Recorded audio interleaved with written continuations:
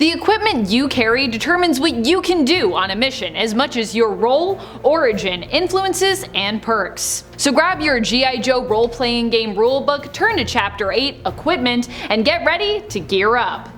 You're provided any items critical to your mission. You don't just decide that you're bringing a Dragonfly XH-1 assault copter with you when you want. Your senior officer does.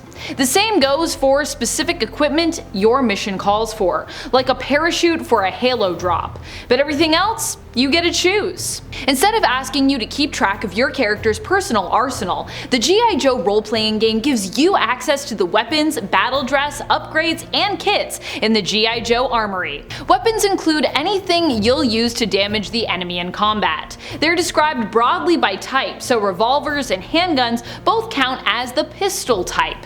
The rules for a weapon falls under its classification, which describes the skill to attack with the weapon, the size of the weapon, and its style, such as melee or explosive. Effects and alternate effects explain what happens when an attack hits. You don't roll for damage in Essence 20 games like the G.I. Joe role-playing game. It's a low health, low damage, high defense system.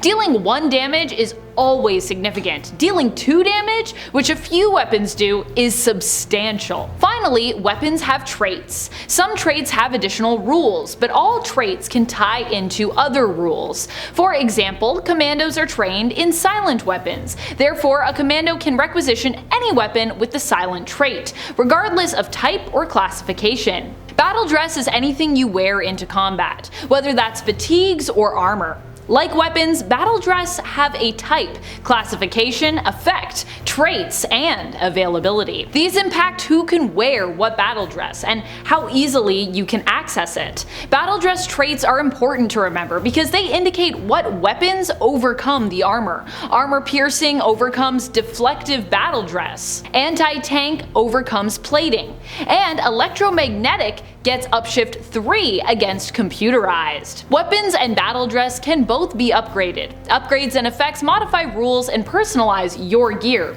Weapon upgrades do everything from making a weapon non-lethal to dealing damage to a target's essence scores. Battle dress upgrades can make them resistant to weather exposure, increase their defense effect, even integrate a weapon system. Finally, we have kits. Kits are like upgrades to your skills rather than your equipment. Some skill tests call on specific kits. For example, healing a living creature requires a standard medicine kit. You can still attempt a skill test that requires a specific kit without the kit, but you'd suffer a snag. Kits tie into skill specializations, like climbing or stealth. You can consume your kit to roll as though you had the kit specialization for a time. 1 minute for a standard kit and 1 hour for a limited kit. A restricted kit gives you specialization for the duration of the mission without needing to be consumed. Just because G.I. Joe has access to cutting-edge technology doesn't mean you do too. Some of this stuff's complex and expensive. Your superiors want you to succeed at every mission, but they also need to know they aren't giving you a weapon that makes you a greater danger to yourself than Cobra. That's why you need to requisition your gear. Every Joe about to deploy has their basics covered, like rope and backpacks. You also have access to the following standard items without needing to make any requisition skill tests, called your standard issue equipment. Fatigues, appropriate for the expected environments. A close combat weapon, either blade or bludgeon, a pistol, a rifle, 2 grenades. Before every mission, you have the opportunity to trade in some of your standard issue equipment and request specific weapons, battle dress, upgrades, and kits. You can requisition any weapon and battle dress you were trained to use. Your role provides the most weapon and battle dress training, and it's possible an influence, origin, or other option also gives you training as a perk. Training can cover a type. Renegades are trained in submachine guns. Classification, officers are trained in explosives, or traits, technicians are trained in computerized battle dress. If you are trained to use the item, you can requisition it. To requisition a weapon, roll a skill test using the weapon's skill against the difficulty of its availability on table 8-1, equipment availability, on page 138. Success means you've proved you can use the weapon. Failure means you can't bring it with you on your mission, although you can spend another requisition attempt to try again. Requisitioning Battledress requires an athletics or might skill test if it provides a bonus to toughness, and an acrobatics or finesse skill test if it provides a bonus to evasion. Battledress that provides both toughness and evasion bonuses can be requisitioned with any of those 4 skills. Upgrades. Before you requisition a weapon or battledress, however, you'll need to decide if you want to upgrade it. Upgrades have their own availability, which combines with the item you're upgrading to determine the availability of the upgraded item. The chart on page 139, table 8-2, upgrading equipment, helps you determine if you're requisitioning a standard, limited, restricted, or perhaps even prototypical, unique, or theoretical item.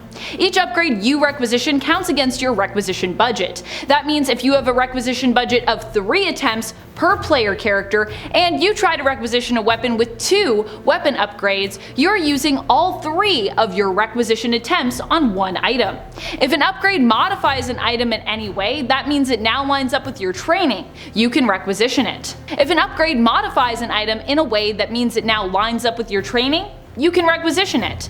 For example, the Sentry System upgrade adds the computerized trait to a battledress, meaning a technician could requisition it. Finally, to requisition kits, you need to meet the kit's prerequisite, which is between D4 and D8 of the parent skill of the kit specialization. You then roll a skill test using that parent skill against the kit's availability difficulty. Not every item needs to be requisitioned. If you are qualified to use an item, you gain access to it without rolling a skill test or spending a requisition attempt. You can still requisition upgrades for qualified items, calculating availability normally, but you get the base item whether or not the requisition attempt succeeds. Now get in gear, get out there, and kick Cobra's tail. Yo, Joe!